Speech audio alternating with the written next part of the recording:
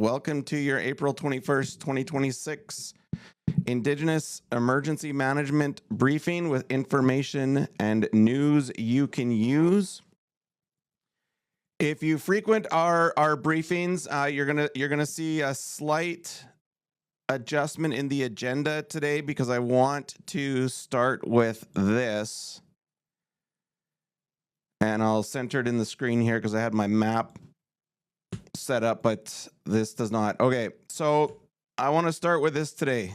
This is not our regular agenda brief, but I got this article was posted today by Brandy Morin, and I came across it through a contact. I wanna give them some credits. So let me. I want to make sure that I get everything right here, because I'm never good with Orla O'Kelly. So Orla O'Kelly is a lawyer and advocate for constitutional law, human rights, and Indigenous rights. She's a lawyer. And this Tanse Manantao, good morning. And this is a very disturbing subject. And so, again, as I always say, for these briefings, if you are having, thoughts, mental health problems, if you've got mental health issues, there is the Canadian Hope for Wellness number right here. So 1-855-242-3310. But before I get into the flood, fire, and all that, this article, I'm going to put the link in the comments right now. The province says Fort Chipewyan's children are healthy. Come meet them. And if you would have noticed, if you could bear to listen to the leader of the opposition for the Crown, I don't want to mention PP's name, but he was on a certain podcast not too long ago, an American podcast, where he said on that podcast, hey, the water's fine up in northern Alberta near the oil sands. Ask anybody. And even Alberta Health is... So really, in short, what this article is about is Alberta Health is fudging the numbers. Alberta Health is not reporting the data. Alberta Health is hiding actual cases of cancer up in Fort Chip, and Mikisew Cree Nation is leading the charge to bring in their own expertise, bring in their own researchers, bring in their own medical experts to prove that the government is falsifying their reporting. And they've done that over and over, but the government continues to do what they always do. And there are some photos in here, obviously, but there's a really good quote in here. I'm just going to find it. I didn't mark it, but I think it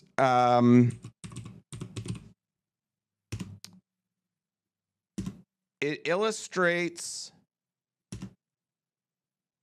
kind of what Indigenous and First Nations people have been talking about. I won't find it right away. I think it's in here, but it's along the lines of typical government and Indigenous communities where the government will constantly, refute Indigenous knowledge and refute Indigenous research. Yes, it has been happening for quite some time.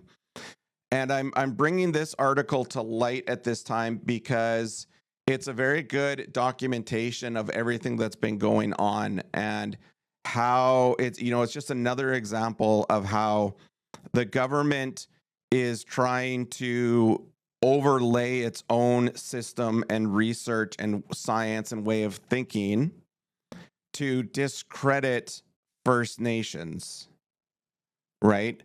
And this definitely goes into that. So I won't spend too long. You can go read the article for yourself. Again, it's by Brandy Morin about Alberta withholding the health data in Fort Chip. And, this is causing politicians to go out and say, hey, there's nothing wrong. Just go talk to the people. Well, I would highly encourage the leader of the opposition to go to Fort Chip with their cameras and their team and go talk to the people and talk to the children and see what they say. So that one is on my list for email this morning, because I'll be emailing the leader there. All right, let's get into our regular briefing. I'm bringing up a bit of a different map today because like I want to bring you all different ways to see what's going on. I'm just going to shift this a little bit. This is actually Google. This is their flood hub. And what I like about it is you can see this chart. This is for Peguis First Nation. So I just like how they simplify their graphics and their data, right? So you can see the projection for the floodwaters. Like right now, the discharge is just reaching about 10 cubic meters per second. And it's forecasted to get to about 23 cubic meters per second by the 23rd of April. And I've been watching this one over the weekend, and it's holding steady. It's very good map, and when you click on the community, it will bring you into the area, and it will overlay some of the inundation probability. So the lighter blue is obviously moderate. The dark blue is high. So you can see where the water will highly likely inundate the area, right? And so it just gives a bit of a different view of what's going on. And it's always nice, again, to get those different perspectives. It doesn't have... The only thing it doesn't have is it's not bringing up... There's Peguis there. Sorry, I was in the wrong place. Let's go there. Inundation probability. Can only have one on at a time. It's not... I don't know. There's a... There we go. I got to bring this graph. This is Peguis. Sorry, I had it on the wrong chart. That was my bad. But you can see actually Peguis is going to hit 40 cubic meters per second.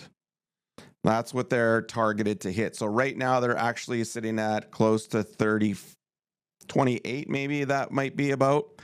So it's not showing... I don't know why it's not showing the inundation for the community. When you click on it, that's interesting. See what it does for Fish River.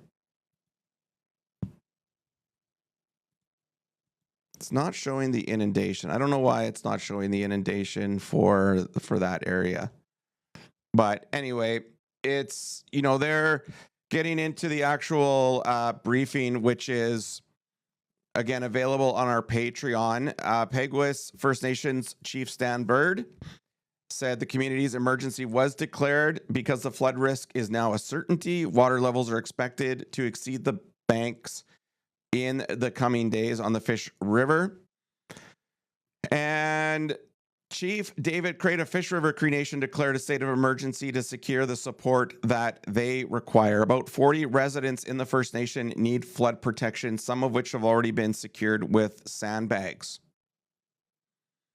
Yesterday, the Assembly of Manitoba Chiefs acknowledges the federal and provincial supports have been activated, including approval of a request for federal assistance and deployment of personnel, equipment, and emergency supplies. This state of emergency highlights the ongoing need for permanent solutions. I don't know what a request for federal assistance and deployment of personnel and equipment would mean. The federal government doesn't have any. They don't have, the federal government doesn't deploy people and teams. So I'm not sure what exactly if the nation's asking just for the support, or if they're thinking that the federal government actually has resources to deploy. But yeah, they don't have any. Then if we're looking at again, let's take a quick look at Fish River Cree Nation. I'm gonna refresh this for a second. Yeah, it doesn't want to bring up that one. That's okay.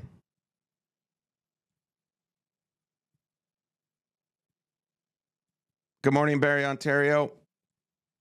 So you can kind of see the red across Canada to the orange are extreme flood areas. So if we do look at Ontario, you'll see here, there is quite a bit of warnings and danger, probably a lot in the low-lying areas, right? Just from all that rain that they've had. If you go down into Ottawa, Tansei, good morning. And you can kind of see along the riverbanks, right? That's where this is kind of, highly extreme right now. If we go over to the graph, you can look at, these rivers are discharging at almost 6,500 cubic meters per second, which the warning is issued at 4,000 cubic meters. So you're getting into, when you're adding another 2,500 cubic meters of water, and I'm going to give you I don't want to quote what it looks like, but I want to give you kind of an idea. So 1 cubic meter is 1,000 liters. So if you could imagine, 4,000 cubic meters, which is, let's see what that would be, hurtling down per second, that's 4 million liters of water extra. 4,000 cubic meters of water is roughly the amount needed to fill a 1.6 Olympic-sized swimming pool. So you've got an Olympic-sized, a volume of Olympic-sized swimming pools, 1.5 of them, rushing towards your community every second for days. Like, that's a massive amount of water, if you can picture that. So yeah, that's no joke. That's a huge force. And so definitely where you see those kind of honeycomb pictures, that's where we're seeing right now the highest risk in Canada for flooding. And again, like I was saying yesterday, disaster recovery planning starts now. And if you are looking for links to these resources, you can find them on our app right here. All of the resources that we're collecting and we refer to are on our app in the resources library under the learning library. All right, let's switch over to taking a look at fire danger. So definitely this is, there have been some adjustments in the last 24 hours for fire danger. And again, parts of Canada are like emerging from the winter with abnormally dry or drought conditions. BC is definitely, BC Wildfire Service has more than 600 year-round positions that are in play, but we did see some additional starts in BC yesterday. So if you were following along yesterday, I think there was 1, 2, 3, 4. There's a pretty decent sized one here, 4.6 hectares up in that area. Then we've got another one here that started up actually today, 0.1 hectares. So definitely New Brunswick, Atlantic Canada, BC are the hot spots based off of today's fire danger. So you can kind of take a look here across the country. You can really see BC really moved. And I'll show you what it looked like yesterday.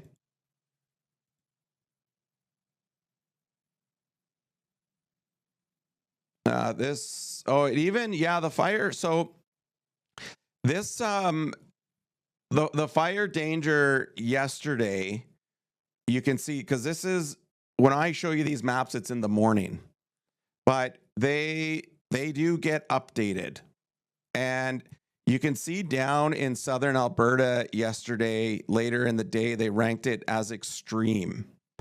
Right now, the fire danger for today, it kind of petered off a little bit. But if you go back and check this map, right, later, it's going to get to that point. Yesterday was really warm. It is cooled down a little bit with the weather. That could indicate kind of that slight change.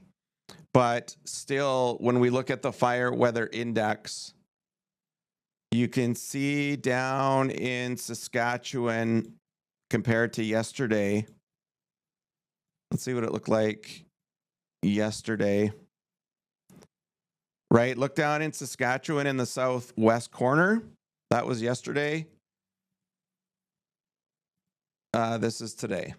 So you can see that little red spot that's creeping up in southwest Saskatchewan, coming out of kind of the Medicine Hat area. And yeah, it's just growing. So if you're in any of these areas, stay vigilant. You know, keep an eye on the risk. Don't rely on, you know, government agencies, public alerting, because you can stay ahead of this, right? So why I was saying this is when we go back to yesterday, the time stamp for this one was 2:53 p.m. UTC, which is about 6 hours back. So what is that? 3, if we're going to at least Mountain Standard Time. 3, I'm going to go backwards. I got to count with my fingers. 3, 3, 3, 2, 1, 12, 11, 10, 9. This was done at about 9 a.m. So when we looked at the map yesterday, like, yeah, there's been a lot of changes in 6 hours. Right? A lot of changes. So there we go. Keep an eye on it.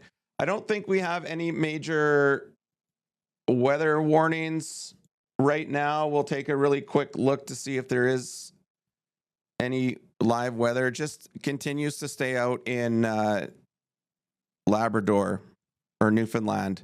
They're still getting hammered with freezing rain and snow there.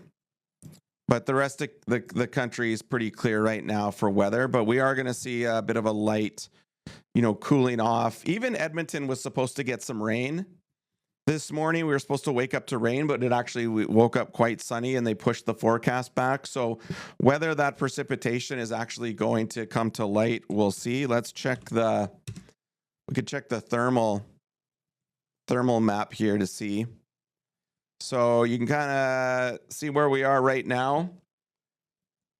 By tomorrow, oh yeah, look at that.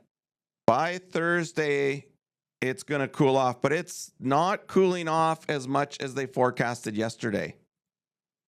So it'll be interesting to see if we actually get that cooler weather that we're expecting.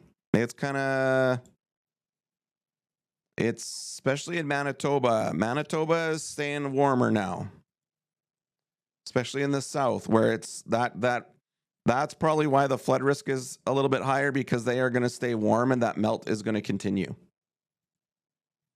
right through until they might get a little bit of reprieve. But we're getting the forecast now. Forecast only goes out to Sunday at about noon for this. So yeah, right now is by this afternoon, it's still going to be quite warm. We can take a look at the weather radar satellite. So again, not too cloudy. The next hour, we're not going to see too much. Good morning. Hello, good morning. So yeah, give us a share if so others like you can come across our morning briefing. If you've missed the early part of it, this will be up on the recording will be up on our YouTube, our Patreon, and hazardscape.com homepage. And if you are on our Hazardscape app as a beta tester, you can access all of these resources and map links in our resource library under the Learning Library on our side menu. Right there. And if you are an emergency management coordinator for On Reserve or a fire chief, and you want to test out our On Reserve assessment, please send me a DM in our TikTok chat and I will gladly send you a link and you can check out our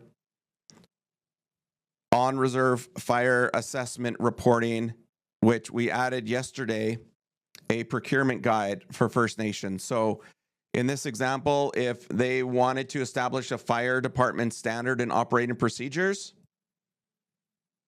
this is where there are there's a procurement guide to help them go through the procurement process, even write a grant and make sure that they have some of the equipment that they need, especially when we get into firefighting training, because there is, the National Fire Association standards. You want to have certified trainers and equipment. This helps First Nations kind of understand that if they don't know the technical specifics of the fire service. But at least you can get onto the resource library and check out all of this. And our written documented briefing that I follow and goes on our Patreon every morning with the video. You'll get everything that we're tracking with all the contact numbers and all of the sources that we're referencing, along with the talk that we did for Fort Chip as well. Let me go back there. Let's see if there's any other updates here that would be important. So make sure monitor your nation's website, Facebook, local radio for evacuation updates. Make sure you do that. Make sure you've got your list for grab and go. If you don't have a grab and go bag right now, that's okay. If you're not under an evacuation warning, that's okay. But you definitely want to have that list. We're still tracking the funding deadlines. So April 24th, this Thursday, BC Community Emergency Preparedness Fund, public notification and evacuation route planning. Eligible First Nations and local governments can apply up to $40,000 for $40,000 by the 24th. So if you're in BC. And April 30th, Fire Smart community funding and supports are due April 30th. So you want to get that in. Also, First Nations people still file your taxes. So even if you don't have to pay taxes under the Indian Act section that applies to it, forget what it is, 87 or something, the government still uses your taxes to help identify you for benefits. So don't forget to file your taxes. This came out the other day too. That was quite interesting. The Shirley Bighead Birthing and Child Rearing Lodge is set to officially open April 29th at Sturgeon Lake First Nation in Saskatchewan. It's an Indigenous-led birthing lodge. The First Nation says it needs reliable long-term funding to pay for and offer full services for the long haul. Discussions are occurring with Indigenous Services Canada, but there's been no confirmed deal yet. So increased federal funding also for the Indigenous Guardian program is reported to not only help conservation efforts, but community wellness. Those are some of the stories we're tracking. So I think the birthing lodge is very cool. That's good to see. Yeah, good. You still do your taxes. Yes, I understand not all First Nations pay taxes on the res. However, if you still have to apply for any Crown benefits or anything like that, you do still need to file with the Crown if you want those benefits. If you don't receive the benefits or you don't need that, then sure, you don't need to, I guess. But that's your decision. I'm just giving you the news you can use if you decide for yourself, because Munyao doesn't tell Indigenous people what to do. Munyao just brings their knowledge and resources and information forward for you to make the best decision possible. Whether you use it or not is up to you. Crown tries to tell you what to do. Those Munyao. Lastly here, what else do we got? Yeah, it's kind of on the infrastructure side again. Kashikuan's drinking water issue, they're still dealing with it, and now they're also dealing with the flood risk in their area. Moose Creek First Nation in James Bay, the risk of flooding there is promoting the chief and council to prepare to airlift its most vulnerable citizens off the island community. Make sure if you are in Moose Creek First Nation, everyone in the community must register in case there's a full evacuation. Please go and register with your community. So if you do get evacuated, they know where you are, they know where your family is, you don't get separated. The Provincial Ministry of Natural Resources noted a record snowfall across the Northeast, especially in areas that drain into the Moose River Basin. And spring breakup is approaching, and warmer temperatures and possibly rain are in the forecast for the coming weeks. So that flood risk isn't going to dissipate anytime quick in Northern Ontario. And you can see there's a little spot of blue up there. It does kind of warm up, but then it gets cool again by Wednesday morning in the forecast. So it's going to go cool and warm, and that's going to hopefully indicate a slow enough melt. But if it doesn't, then just be prepared. So again, I'll flash back to the fire risk data map. Again, obviously Western Canada being the worst. So if you have any questions or you want me to pull something else up, just comment in the chat. Happy to answer any questions. If you do want that link to our app, I'm happy to share it. We're not publicly launching it until Emergency Preparedness Week in May. But if you are on our Patreon, we are doing a live stream for the app and a training on May the 5th. I want to say May the 5th on our Patreon. So you can, if you're an in the community member, you're going to get first access to that. And if you are a fire chief or responsible for emergency management in your community, it's going to, I think it's going to change your work in a good way. It's going to mean less time at the desk, less time in the office, and more time in the community, and more time out on the land. And you're going to be able to apply for grant funding. So if you want help with, being able to more quickly apply for emergency services and emergency management funding, we have a ISC grant writer, Emergency Management Assistance Program grant writer, that will take all of your operational and administrative data and put it into a grant for you. Okay, and this follows the Emergency Management Assistance Policy It follows the ISC standards for fire services. It utilizes your input for your community's risks and hazards. I think that this will save a coordinator or a fire chief over the span of a year, like a solid like 40, 50, 60 hours work, especially with all of the ISC reporting and the project management. Because when you do your assessment, you get it, you download this Excel sheet, and all of your project management is in there, like done for you with an action plan, right?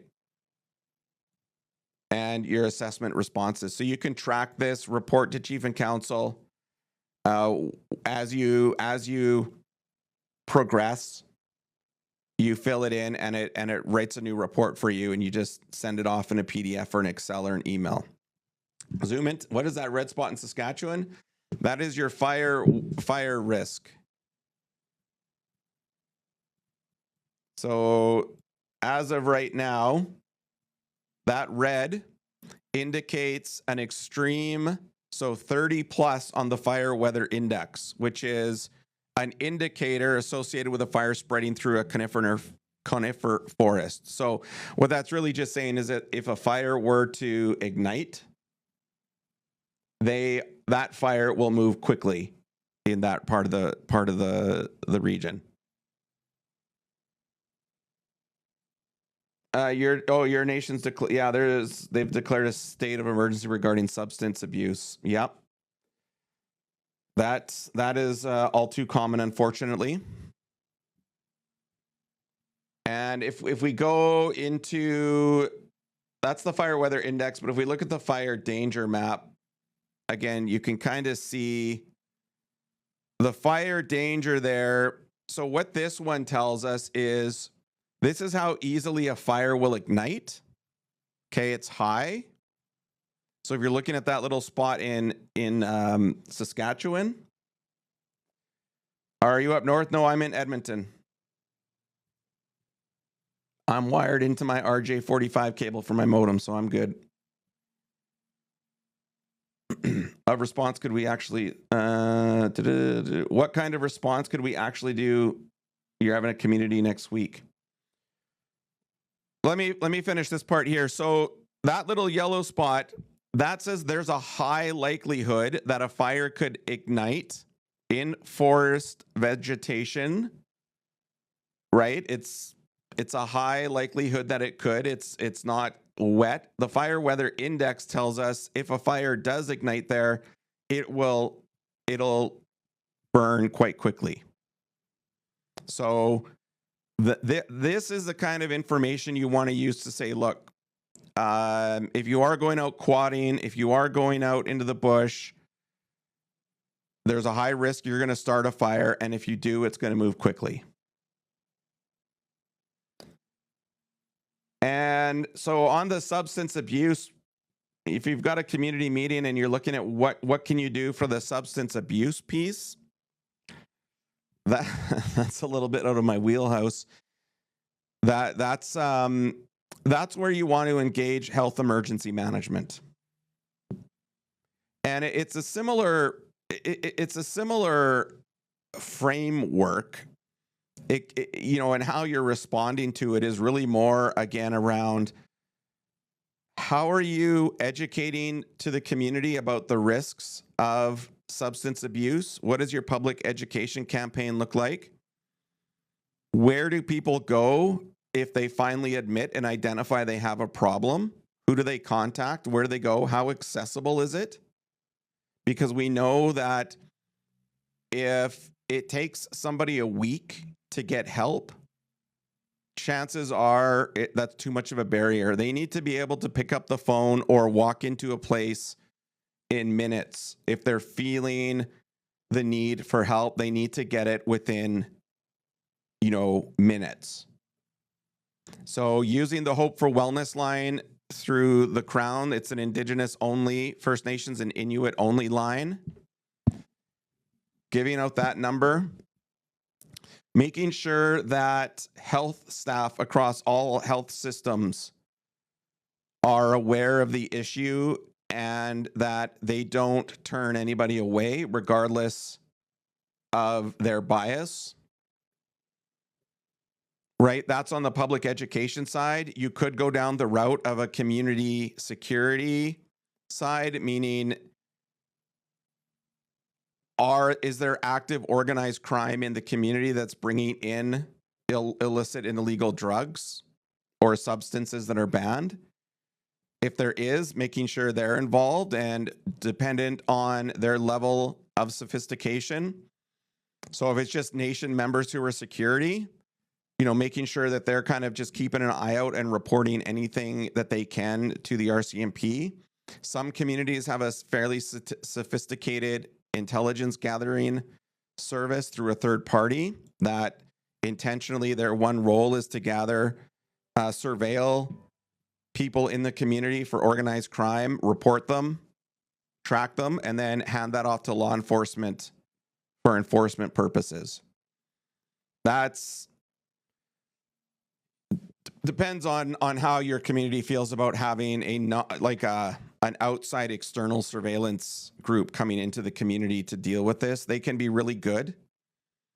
They can do a good job, but the nation's just got to make sure that whatever intelligence that they're handing over to the RCMP, it should go through chief and council.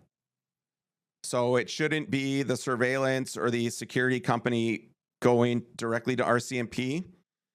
They have to go through chief and council and provide all intelligence and data, and then chief and council takes it to the RCMP. That would be my recommendation, because you don't want the RCMP working with an outside community security firm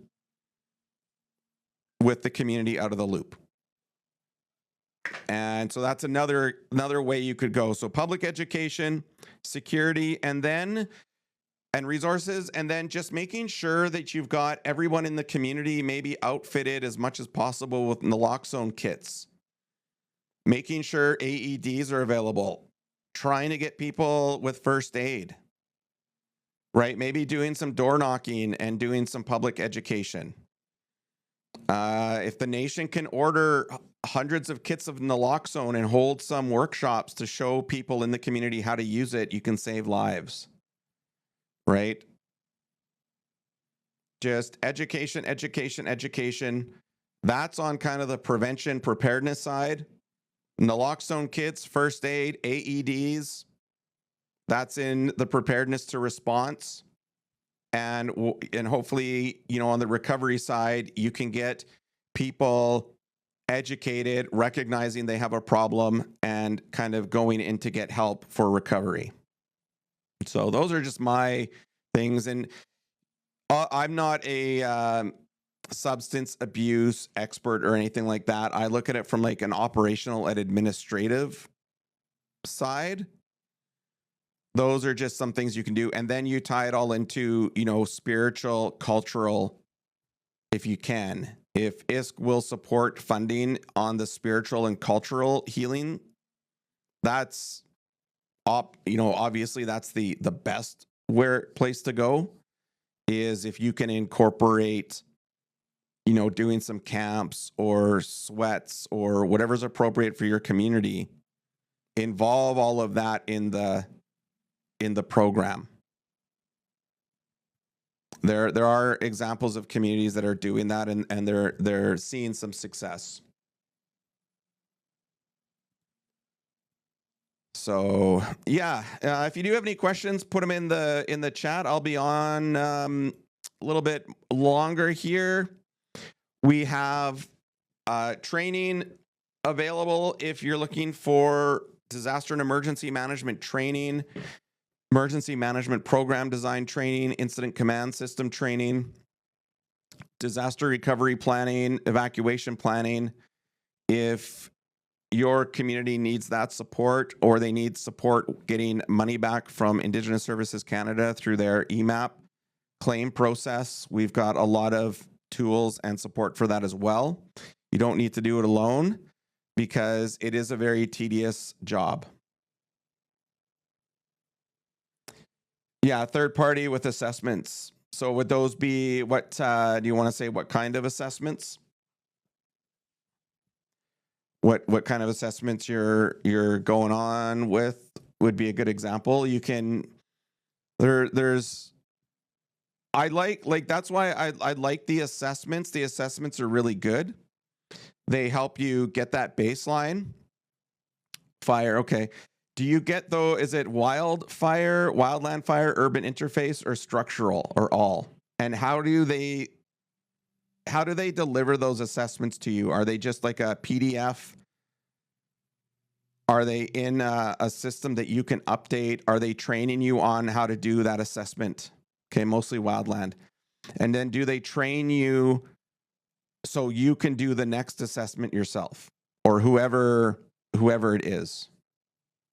Did they go that far with you? And are they leaving you with their system so you can do it without having to hire them again? Those are some of the questions I ask communities, because when you hire I believe when you hire an organization to do those assessments, they should leave you with the tools and the knowledge and the training for you to do it.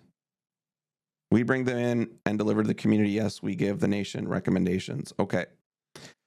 But can the nation go back in to the assessment? So like this, can the nation, does the nation have the ability to go back into the assessment on their own? I'll bring up our fire assessment. Yeah, so would you, let's just say, what is the total number of occupied community dwellings? If you suddenly had 100 new homes, could you go in today and change that? And if your population grew by 1,000, could you go in and change that right now? And if you started tracking fire-related deaths, could you go in and change that right now and, describe the process? And then from those changes, run a brand new report, which I'll show you how quick it works here. So we just put in a couple quick examples of an update,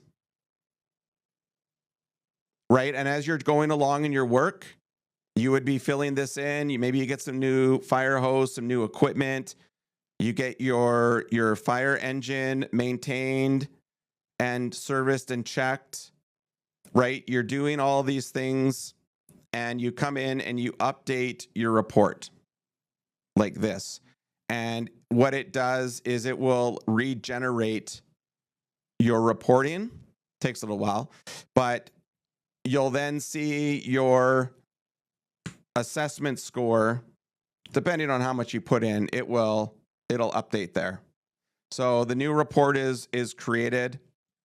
Your recommendations in the assessment will update as well.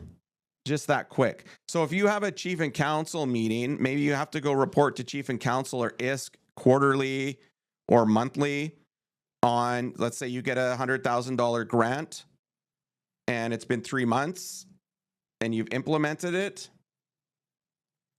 then you just print this off and you click on here, PDF, and now you have an assessment report, an updated one that you issued to chief and council.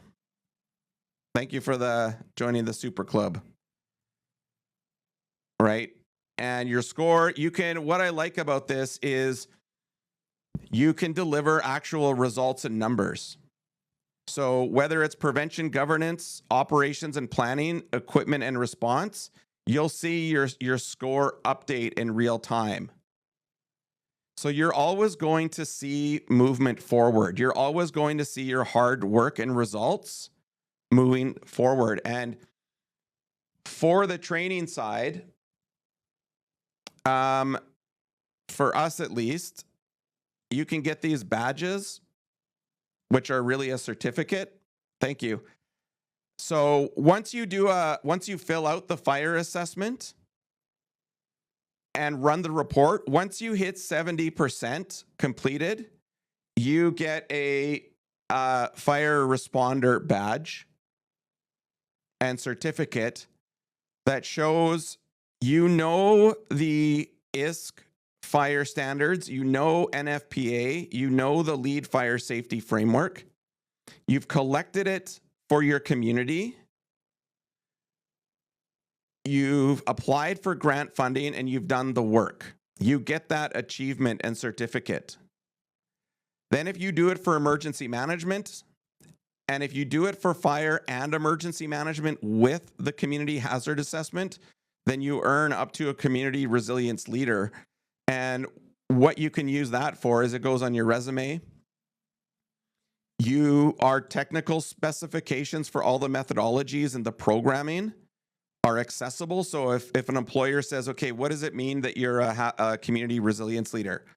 Well, it means I worked on this framework with these standards in my community. Here's the results. Here's what I did. The cultural, spiritual side for a community doesn't have to go in here. I mean, you can if you want, but we don't want, that stays in the community. It's sacred data. If you want to put it in your assessment, you can, but that's up to you. It's not necessary for this. You can incorporate it other ways. Okay, so if you're a community champion, then if you want to look at this, DM me through TikTok and I'll send you the link and you can try the beta test. And you can see for yourself if it's useful. It's hosted in Canada. The servers are in Canada. The AI is Canadian through Cohere. And I will be adding the API keys and everything for nations to own and export the data in the next build. And then also, I mean, like this is kind of, if a nation wanted this to be their own application and they reached out to us and said, hey, we want our own, we want this just for our community, for our own purposes, and we want to host it ourselves and do everything, then that's possible. Like you can take this and copy and paste it for a very simplified way. You could copy and paste this onto a nation's server. Yeah, it's going to be very beneficial. Like I've been in emergency management for 20 years. If I would have had this even 10 years ago, my job would have been way easier. I think I would have gotten better results. I think we would have definitely been able to put more money to the community and less on like consulting and external support. At some point, you do have to bring in some experts, because if you're doing a massive fire services upgrade or overhaul, then yeah, you want to have some of that expertise with the equipment. But with the assessment, at the very least, right? That's why we input in a little bit of procurement guidance. So if nations aren't experienced with NFPA, yeah, you're self-governing, that's good. Yeah, this is perfect for self-governing First Nations, because then it's your system. It's your application. It's your logo on the app, your staff, your people. It can be tweaked to even include language, Dene, Cree. Like if you wanted to make all of the headers in that language, you could put this in your language. So this procurement guide, if you're not super skilled in some of the fire terminology and you're just learning, this will guide you in the right direction. right? It quotes the NFPA standard that's applicable. You could take this to a supplier or that next level, like an architect. If you're doing a brand new fire hall, you can take this to an architect and they can at least get started, right? Using the right guidance. So, and there's also, right, there's funding resources, things like that built into here. So, and we have that for organizational resilience. And we're adding a community hazard vulnerability risk assessment tool that when you fill out the hazard vulnerability risk assessment, all of that data also goes into the emergency management side and into the grant writer, right? So you're only having to input your data and information into one system one time, and it's there for forever if you want it to be, and you can update it in little chunks and it will always update for you. So that's what we're launching. I am looking for like First Nation partnerships because I want to get in a position where this is, you know, this is owned by First Nations. I want a First Nation organization to take this over. So this is this is not a money making scheme. I mean, we are looking for sponsorship and support because while this is free to listen to and use, it's not free to make. And we're trying to partner with First Nations owned or operated organizations to like take the lead on this. Because I've taken it as far as I can go with my resources being non-Indigenous and with Stacy and some of the contacts I have, but it's got to get to that next level of Indigenous led. It's just Indigenous informed right now with a little bit of guidance, but it's not technically Indigenous led. And I don't want anyone to think that this is Indigenous led because it's not. So I just be very clear in that. And I think we've also addressed the risks of if people are worried about the AI and people are worried about this. Cohere is a Canadian company. They're backed by the federal government, which I mean doesn't mean a lot.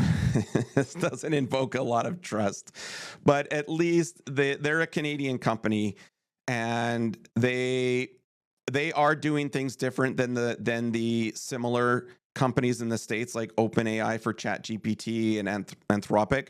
Cohere has a very responsible and ethical AI product, and they give you a lot more ownership over it as well. And it's way less expensive. Like ChatGPT for their like top model, like I think some people are paying like $200 a month. Like when you run a fire assessment on here, yesterday I ran the assessment, it was 3 cents.